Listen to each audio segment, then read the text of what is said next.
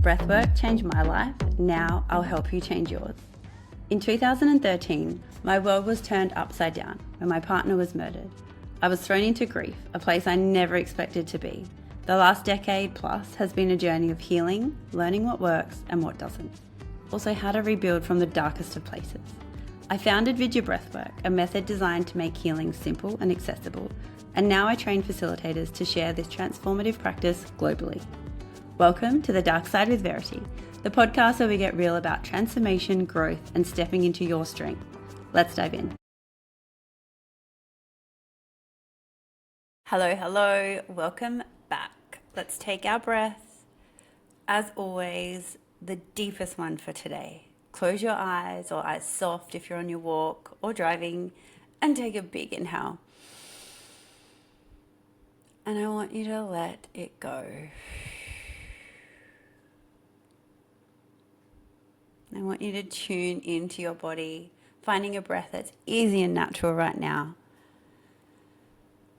And just allowing you to be in the present moment where your focus is just your breath. And you also start to become aware of your physical body, your emotional body, and your energetic body. Like, where is your battery at?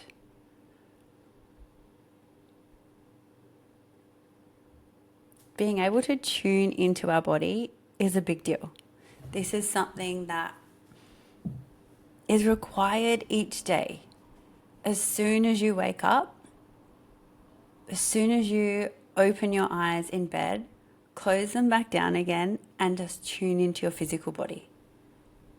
Because if you wake up and you pick up your phone and turn your alarm off, or then you start scrolling, like, you haven't even lived yet. And you're already trying to live somebody else's life or compare your life, even worse. To me, that's wild. And there's no judgment around this because, like, it happens. But from here on out, I want you to make a conscious effort so that you'll first tune in, you're checking into your own system and not your mobile phone and not somebody else's life. Because your body will give you all the answers you need. Wild, I know. It requires you to pause, be still, and maybe it's one breath like we just did. Maybe it's 3, maybe it's 10. One of the most beautiful practices I have in my app is called Release, and I think it's 8 minutes. You pop it on and you scan through your body and you breathe into any tension or tightness within the body. You will be amazed at what comes through, because we store so much of our emotions or tension or frustrations in our body. And as soon as we're able to become aware of it, we're able to release it. And that is power. That's why today I want to talk about why trauma-informed facilitation is a non-negotiable. Because if we all walked around like robots and on autopilot, we could all show up and do a breathwork session and be like, yep, fine, cool, that was good. But what happens when you start to release? What happens if you're holding space for someone and they cry in front of you? What if they panic? What if you don't know what to do?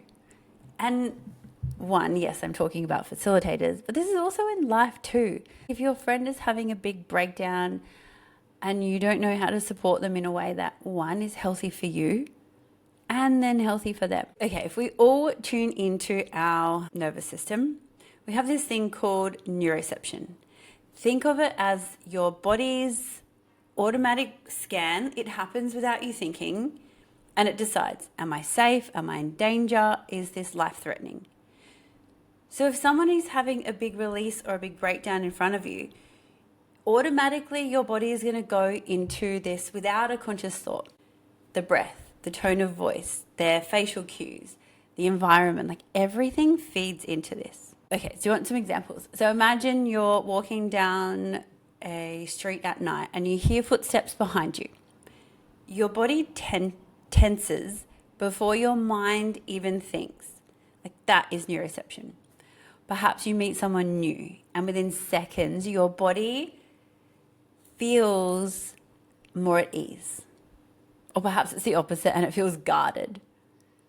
Before words are exchanged, like that's the energy. Or, like I started with, you're scrolling on social media and your nervous system can just shift by seeing a stressed tone or an aggressive comment, or someone has laughed at your video. And so when it comes to a facilitator, if you're a facilitator and you speak harshly or too fast, the client's neuroception may register danger and then their body shuts down.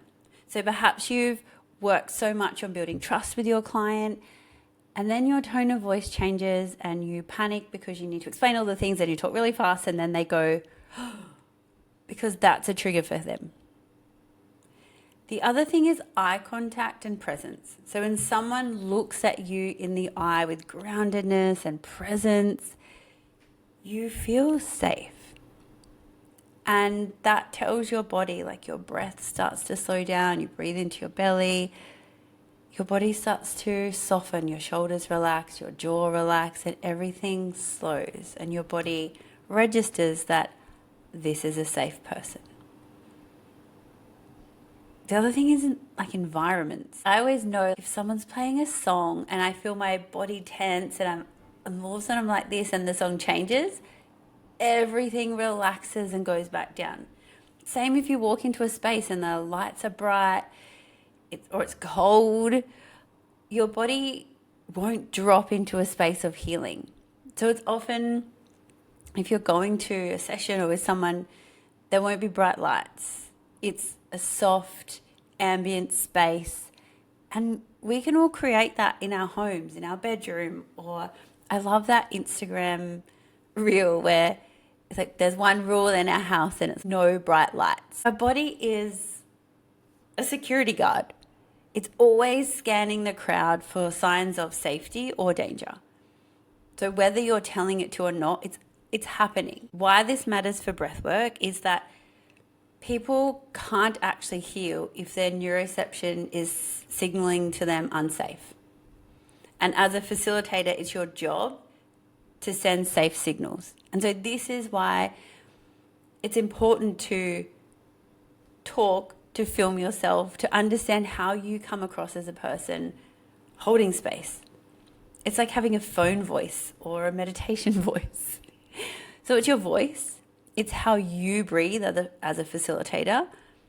And also as a best friend, if your friend is going through something and they're trying to tell you this big thing and you're like, oh, yep, late, got to go somewhere, they're going to feel that you're not there for them or holding space. So your breath matters, the pace at which you speak, the environment of which you create, and how grounded your energy is. This is why trauma-informed facilitation is with the nervous system, because you guide the nervous system into safety before you asked it to go deep. I'm sure you can all think of moments where there's somebody in your life and you already know before you walk into the room, because your body started to tense. You start to feel a little bit uncomfortable. Even though nothing bad is happening, that is your body signaling to you that it remembers something that feels unsafe. And that's neuroception. So the reality with these things is that they happen in every space where breathwork goes deep. The nervous system will respond when safety isn't anchored into the body first. This is why I teach the daily practice, because it's a combination of, which I consider two of the most important breaths. Learning how to belly breathe, so at any point you can bring your own body down, your nervous system into the parasympathetic, into safety. And then practicing a deep, conscious connected breath, sympathetic breath, so that your body doesn't switch on these receptors, telling it that it's unsafe. Quite often, if people have never experienced tetany before, when you've done a lot of breathes, tetany can become this like beautiful experience where your physical body is talking to you, that you're holding on to past feelings, emotions that you don't need to anymore. It's your body spiritually signaling to you that you're clinging or grasping to something that's not serving you. And this is where you step into the realm of self-healing, because you talk to your body, you decide whether you're ready to let it go. If somebody has never experienced that before, people can have an experience of tetany. When I say tetany, it's like T-Rex hands or chicken fingers. It's like your body has a mind of its own, and they'll start to create cool shapes, or it'll feel heavy. Sometimes it can feel painful. To me, now I love it. I've done so many breathes. This is where I get to find something I haven't dealt with. It is your body giving you evidence. But if you haven't felt it before, some people can go into a panic because there's this feeling, this sensation. It's super weird in your body. And if it's new, your body can trigger, oh my gosh, what if this never goes back? Because it feels weird. Your hands are in like a really clenched up shape. And some people can panic even more mid-breathe. When that has happened, and I've been training people, the facilitator remains grounded. And they breathe into their belly. And all they need to do is tell their client to breathe into their belly. So instantly, the client will start to feel more relaxed. And this is where tone comes in, because you have to be quite stern, but also calm and grounded. In through the nose, let the belly rise, and then slowly out through the mouth. You want your client to come back the safest, fastest way possible, especially if they're having a panic attack. And then they will start to feel the sensations of the tetany releasing, because they're bringing oxygen back into the body. That is the difference between safe and unsafe. If someone is not experienced and safety is not a priority and they're facilitating, maybe they're like, yep, keep going through. You're like midway through a breakthrough. No, no, different. It's very different. So understanding trauma and how it shows up for people is really important, because this work isn't about hard and fast rules of getting it done quickly and having the most painful experience possible. No, it's about the opposite. It's learning to love your body and trusting your body so that it feels safe at every point, because then you slowly release layers. And this is where a true facilitator isn't just guiding the breath. They could stand up there and be like, big inhales. They could keep prompting all the clients to breathe. But in reality, they're holding a container where healing happens. And this requires a deep understanding of what each and every participant is going through. Like, that's when it transforms into embodied leadership. You read the room, you understand who needs attention first, or you're reading your client, or you're reading your best friend. This is about co-regulation and safety cues, and why being grounded is vital. These days, there are so many different letters that contribute to ways that our brain work or our mental health. All of them require you to learn this technique. And while it may take more time for others, having letters or a spicy brain is even more reason for you to understand this.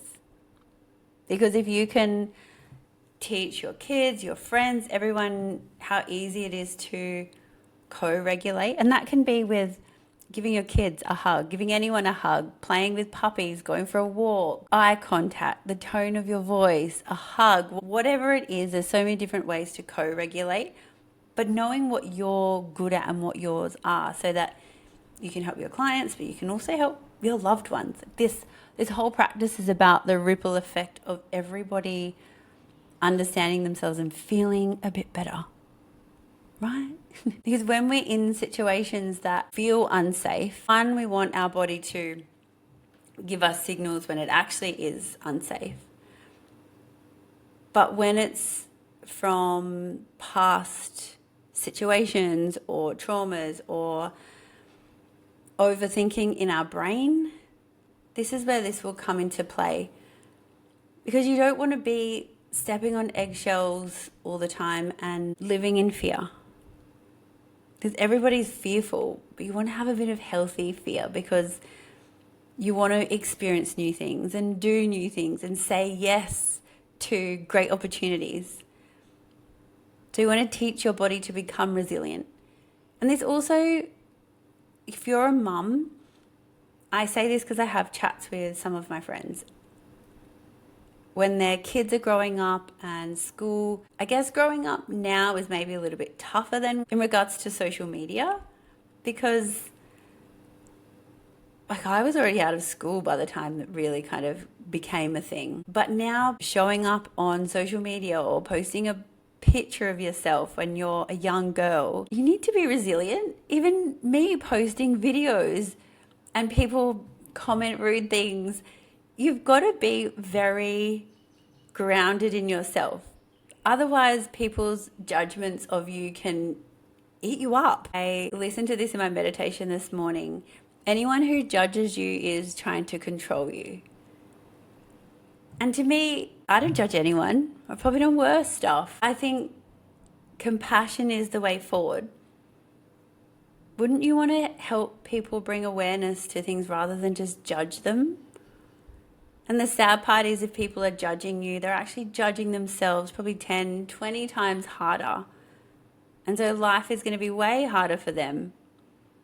So I guess all we can do is give them compassion back by training our nervous system to be resilient. So if you want to become a space holder, a facilitator, someone who just creates safety and transformation and no harm, that's what we teach and train in Vidya, because everybody's experienced their own version of trauma,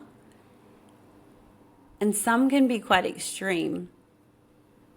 And when people feel safe with you, they will tell you their stories, what's happened to them, and we need to be well equipped to be able to support people. Then nothing's a shock. Then nothing's going to eat away at us. And we can actually help those people by having awareness. It's the same with death. People get weirded out talking about it only because they don't know how to support people through the process. And all of this stuff, there's no wrong or right. It's you just being brave and finding a way to navigate your way through it and being bumpy, because people would prefer you to give it a go rather than avoiding them. Trust me. Amazing. Thank you guys. We've come to the conclusion of this episode about why trauma-informed facilitators are necessary in this world. Whether you're a friend, a partner, parent, or whether you actually want to be a facilitator, all of this is really important. It just means we'll all be a little more understanding as people are moving through their own processes. Beautiful. Have the best day. Take care. That's a wrap for this episode of The Dark Side with Verity. I trust it's given you clarity, sparked awareness, and allowed you to breathe a little deeper, plus a little takeaway to integrate into your life. If this has resonated, I'd love you to leave a 5-star review, of course. More importantly, I would love you to share this with someone who's on their journey and needs a little bit of assistance. Come hang out with me over at Instagram at VerityJoCoonan or The Dark Side with Verity, or start to explore Vidya Breathwork at verityjocoonan.co. Until next time, breathe deep, trust the process, and keep expanding. Much love.